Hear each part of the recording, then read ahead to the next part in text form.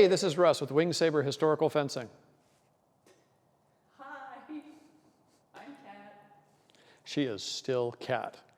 Today we want to talk about some common problems people face when they're learning to do false edge cuts. And you could say they all come down to alignment, but they also come down to concept. So let's go through a bunch of how not to do false edge cuts. Kat, feed me cut 1. Okay, step back slightly and feed me cut 1. So I have a good bind. 1. Bang! Here, I should be able to simply swoop under, return to guard. See that lean that Kat's got? Refer to earlier video. That's that positive pressure behind the wrist that lets the fencer know, oh, I've been hit. More commonly, we see this. 1. I'm going to shove it downwards and then try to percussively smash the wrist. The problem is, cut 1 again, while I'm shoving this downwards, Houston, we have a problem. Bleh. Not so good. Another common problem we have is the following. She cuts 1. I try to do all of this with my arm, and we wind up here. Have you ever tried a false edge cut and tried to figure out how on earth you could possibly make that happen because you have now brought your sabers to simultaneously double yourself?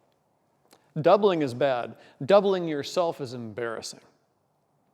So let's look at what makes false edge cut under the wrist against cut 1 so practical. Cut 1 again, please. I have turned to make this block. So I'm prepped to drop the tip and return to guard. Now, of course, I don't have to make this a false edge cut because look at the bind I've got. I can walk this in while Kat makes funny faces if I want to. Most of the time, that's a mistake. From here, hop, and we just come right out. I have turned, and I can turn back while maintaining the bind. And it moves her weapon. If I try false edge over the wrist against cut 1, bop, this works. But I've had to leave the bind to do it, which means that if I don't time this really well, it's a little trickier to do. So note to self, stay in the bind. Don't try to shove the blade. Instead, roll across and down into a circle to where you have this alignment. And you'll know you have this alignment if when you start to pull, you can feel all the way into their bones. You'll feel that, oh, there's lots of weight there and I could pull on it and start moving them if I wanted to. If you like your friends, cut 1,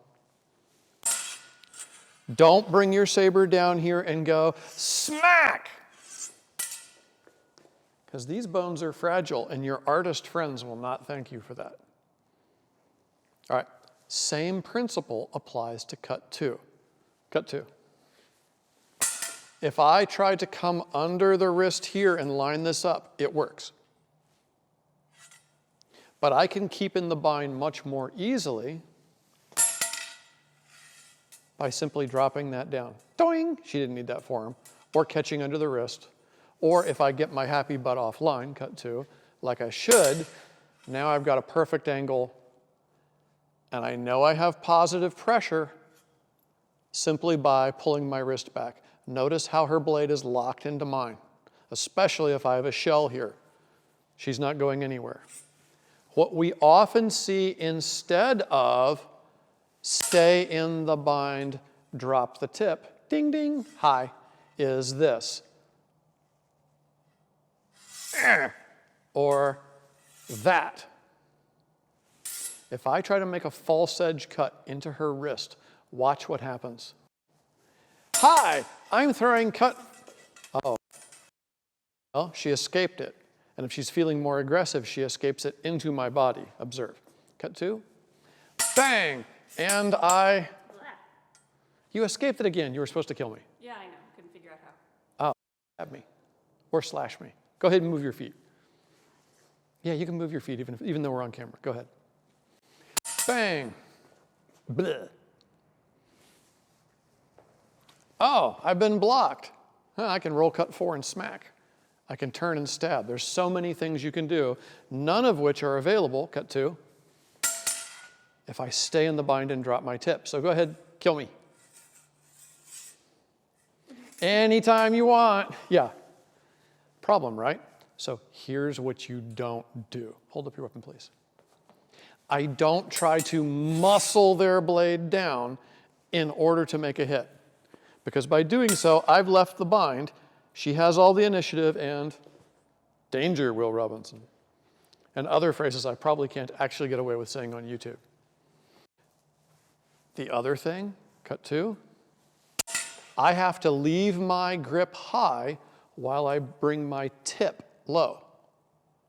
If I try to bring my hand down like this, I've pushed on her blade and given her energy. There's absolutely nothing stopping her from attacking me. Come under my blade, wham. There's an absolutely clear line.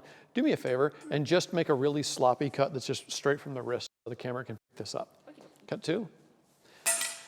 I shove her blade down and now she just whack. I've given her the energy she needs to ride my efforts right into my precious flesh meats. I need my flesh meats. I don't want to get hit with a saber there.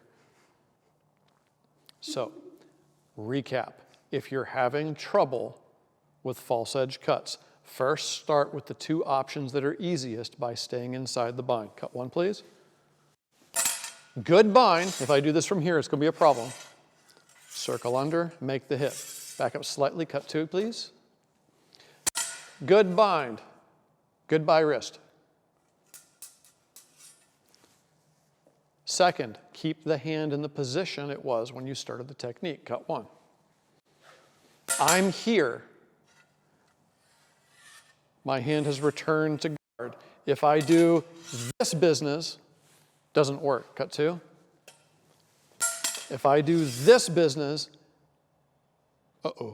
doesn't work. She's going to gank me. Third, remember that this is all positional. If it doesn't look right and it doesn't feel right, probably what happened is I tried to do this. Cut 2. I tried to do it with my arm, and now it's all weird. Cut 1. I tried to do it with my arm, and now it's all weird. It's very lucky for me that she's being so passive, because if she jumped out right now, what would happen? We could give ourselves a hand. 2 of them on the floor. Not good for us. Okay, so keep your alignment. Your hand position is driven by your body, and when you're having trouble with these techniques, focus first on maintaining your bind so you can control their weapon. All right, thanks. Go do the thing.